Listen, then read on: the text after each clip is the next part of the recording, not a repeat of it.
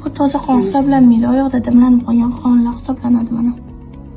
Bu narsa avvaliy benzina bobomizda ta'minotlarda bor, hech kim o'zidan o'ylab topmagan.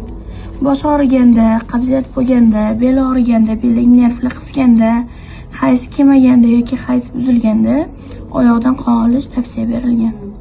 Bemorimizning yoshlari necha deydi xolani? 58. Xolam xolamizni 58 yoshdalar.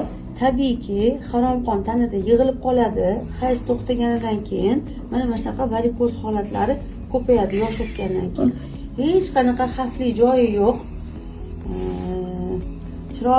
Shirin negativ yozuvchilarimiz, bu harom qon, hech qanaqa bir ziyon narsa yo'q.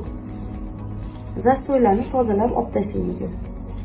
Lekin mana shu operatsiya bilasizmi, necha mingga qilishadi? Da. 2000 dan 5000 dollargacha operatsiya yo'li bilan mana shu varikozlarni tozalab tashladi.